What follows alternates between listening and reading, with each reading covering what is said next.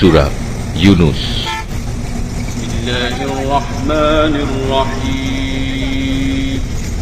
রহমান রহিম আল্লাহ তাআলার নামে। আলিফ লাম র। এগুলো হচ্ছে একটি জ্ঞান গর্ভ গ্রন্থের আয়াত।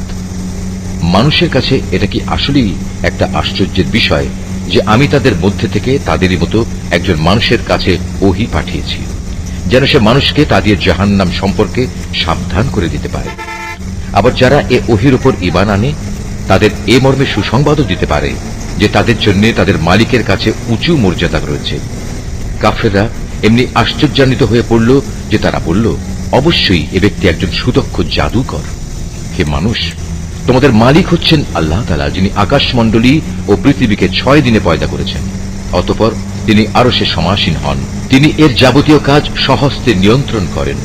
কেউই তার অনুমতি ছাড়া কারো জন্য সুপারিশকারী হতে পারে না। এই হচ্ছেন তোমাদের মালিক আল্লাহ তাআলা, অতএব তোমরা তাঁরই ইবাদত করো। তোমরা কি আসল কথা অনুধাবন করবে না? মৃত্যুর পর তোমাদের সবার ফিরে যাবার জায়গা হবে একমাত্র তাঁর কাছে।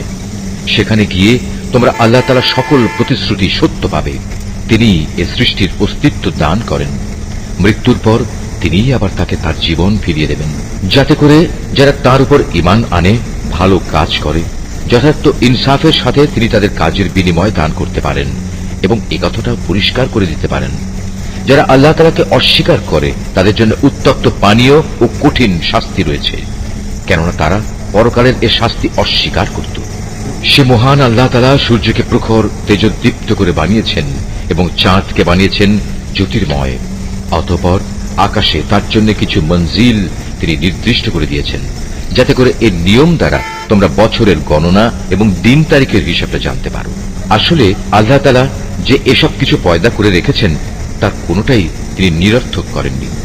যারা সৃষ্টি রহস্য সম্পর্কে জানতে চায় তাদের জন্য আল্লাহ তাআলা তার নিদর্শন খুলে খুলে বর্ণনা করেন। অবশ্যই দিন ও রাতের পরিবর্তনে এবং আল্লাহ তাআলা যা কিছু এ আসমান সমূহ ও জমিনের মাঝে পয়দা করেছেন তার প্রতিটি জিনিসের মাঝে পরেজগার লোকদের জন্য আল্লাহ তাআলাকে চেনার নিদর্শন রয়েছে। মানুষের মাঝে যারা মৃত্যুর পর আমার সাথে সাক্ষাতের প্রত্যাশী নয়, যারা এ পার্থিব জীবন নিয়েই সন্তুষ্ট এবং এখানকার সবকিছু নিয়েই পরিতৃপ্ত, সর্বোপরি যারা আমার সৃষ্টি বৈচিত্র্যের নিদর্শন সমূহ থেকে গাফেল থাকে, তারাই হচ্ছে সেসব লোক যাদের নিশ্চিত ঠিকানা হবে জাহান্নামের আগুন। এ হচ্ছে তাদের সে কর্মফল যা তারা দুনিয়ার জীবনে অর্জন করেছে। অপরদিকে যারা আল্লাহ তাআলার উপর ঈমান এনেছে এবং নেক কাজ করেছে, তাদের মালিক তাদের এই ঈমানের কারণেই তাদের সঠিক পথ দেখাবেন। তাদের তলদেশ দিয়ে অসংখ্য নিয়ামতে পরিপূর্ণ জান্নাতে সুপেয় ঝর্ণাধারা প্রবাহমান থাকবে। এ সময়ে তাদের মুখে একটি মাত্র ধ্বনি প্রতিধ্বনিত হতে থাকবে, হে আল্লাহ, তুমি কত মহান, কত পবিত্র। সেখানে তাদের পারস্পরিক অভিবাদন হবে সালাম, এবং তাদের শেষ কথা হবে যাবতীয় তারিফ সৃষ্টিকুলের মালিক আল্লাহ তাআলার জন্য।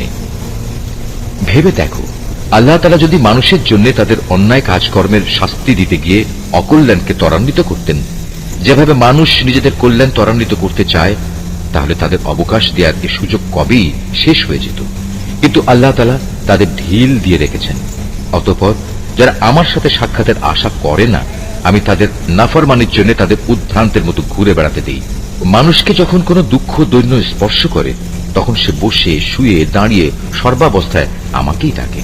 অতঃপর আমি যখন তার দুঃখ কষ্ট তার কাছ থেকে সরিয়ে নিয়ে যাই, তখন সে এমনই বেপরোয়া হয়ে চলতে শুরু করে, তাকে যে একসময় দুঃখ কষ্ট স্পর্শ করেছিল মনে হয় তা দূর করার জন্য আমাকে সে কখনো ডাকেইনি।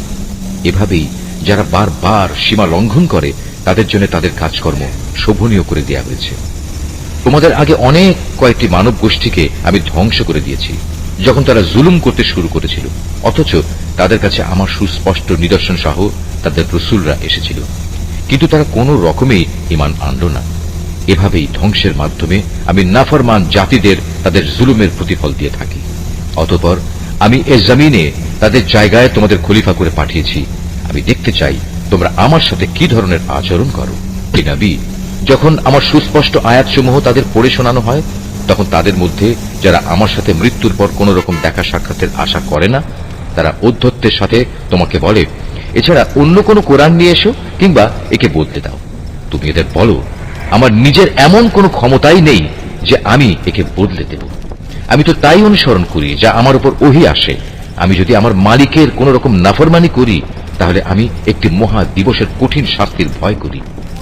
তাদের তুমি এও বলো, আল্লাহ তাআলা না চাইলে আমি তোমাদের কাছে এ কোরআন তো পাঠই করতাম না। আমি তো এ গ্রন্থ সম্পর্কে তোমাদের কোনো কিছু জানাতামই না। কিন্তু আমি তো এর আগেও তোমাদের মাঝে অনেকগুলো বয়স কাটিয়ে এসেছি। তোমরা কি বুঝতে পারছো না? অতঃপর বলো, তার চেয়ে বড় জালেম আর কে হতে পারে যে আল্লাহ তাআলার উপর মিথ্যা আরোপ করে কিংবা তার আয়াত অস্বীকার করে? এ ধরনের নাফরমান লোকেরা কখনোই সফলকাম হয় না। এই মূর্খ লোকেরা আল্লাহ তাআলাকে বাদ দিয়ে এমন কিছুর উপাসনা করে যা তাদের কোন রকম ক্ষতি করতে পারে না, আবার তা তাদের কোন রকম উপকারও করতে পারে না। তারা বলে, এগুলো হচ্ছে আল্লাহ তাআলার কাছে আমাদের সুপারিশকারী। তুমি এ মুশরিকদের বলো, তোমরা কি আল্লাহ তাআলাকে এমন কোন কিছুর খবর দিতে চাও যা তিনি আসমান সমূহের মাঝে অবহিত নন এবং জমিনের মাঝেও নন? তিনি পাক, পবিত্র এবং মহান। তারা যে শিরক করে তিনি তার চাইতে অনেক ঊর্ধ্বে। মানুষ ছিল একই জাতি, অতঃপর তারা তাদের মাঝে মতবিরোধ সৃষ্টি করেছে। তোমার মালিকের পক্ষ থেকে তাদের শাস্তির মুহূর্তটি মৃত্যুর পরবর্তী জীবন পর্যন্ত স্থগিত করার ঘোষণা না থাকলে কবেই সে বিষয়ে ফয়সালা হয়ে যেত। আজ এ বিষয় নিয়ে তারা মতবিরোধ ঘটায়। তারা আরো বলে, তার মালিকের কাছ থেকে তার উপর কোন নিদর্শন অবতীর্ণ হয় না কেন? তুমি তাদের বলো, গায়েব সংক্রান্ত যাবতীয় জ্ঞান তো একমাত্র আল্লাহ তাআলার কাছে। অতএব আল্লাহ তাআলার সে গায়েবী ফয়সালার জন্য তোমরা অপেক্ষা করো, আর আমিও তোমাদের সাথে সেদিনের প্রতীক্ষা করছি। মানুষকে দুঃখ মুসিবত স্পর্শ করার পর যখন আমি তাদের কিছুটা করুণার স্বাদ ভোগ করাই, তখন সাথে সাথেই তারা আমার রহমতের নিদর্শন সমূহের সাথে চালাকি শুরু করে দেয়। হে নবী, তুমি বলো, কলা কৌশলে আল্লাহ তাআলা সবার চাইতে বেশি তৎপর। অবশ্যই আমার ফেরেশতারা তোমাদের যাবতীয় কলা কৌশলের কথা তোমাদের আমল নামায় লিখে রাখে। ই মহান আল্লাহ তাআলা, যিনি তোমাদের জলে স্থলে ভ্রমণ করান। এমনকি তোমরা যখন নৌকায় আরোহণ করো এবং এই নৌকাগুলো যখন তাদের নিয়ে অনুকূল আবহাওয়ায় চলতে থাকে, তখন নৌকার আরোহীরা এতে ভীষণ আনন্দিত হয়। হঠাৎ এক সময় এই নৌকাগুলো ঝড়বাহী বাতাসের কবলে পড়ে এবং চারদিক থেকে তাদের উপর ঢেউ আসতে থাকে এবং তারা মনে করে এবার সত্যি এ বাতাস ও ঢেউ দ্বারা তারা পরিবেষ্টিত হয়ে গেছে। তেমন তারা একান্ত নিষ্ঠাবান বান্দা হয়ে আল্লাহ তাআলাকে এই বলে ডাকতে শুরু করে, হে আল্লাহ, যদি তুমি আমাদের এ মহা দুর্যোগ থেকে বাঁচিয়ে দাও, তাহলে আমরা তোমার শুকরগুজার বান্দাদের অন্তর্ভুক্ত হয়ে যাব। অতঃপর সত্যি সত্যি যখন তিনি তাদের এই বিপর্যয় থেকে বাঁচিয়ে দেন, তখন তারা ওয়াদার কথা ভুলে সাথে সাথেই অন্যায়ভাবে জমিনে নাফরমানি শুরু করে দেয়। হে মানুষ, তোমরা শুনে রাখো, তোমাদের এই নাফরমানি তোমাদের নিজেদের জন্যই ক্ষতিকারক হবে। মূলত এ হচ্ছে দুনিয়ার সহায় সম্পদ। অতঃপর তোমাদের আমার কাছেই ফিরে আসতে হবে। তখন আমি তোমাদের বলে দেব দুনিয়ার জীবনে তোমরা কে কি করতে। এ পার্থিব জীবনের উদাহরণ হচ্ছে, যেমন আমি আকাশ থেকে পানি বর্ষণ করলাম, যা দ্বারা অতঃপর জমিনের গাছপালা ঘন সন্নিবিষ্ট হয়ে উদ্গত হল, যা থেকে মানুষ ও জন্তু জানোয়াররা তাদের আহার সংগ্রহ করল।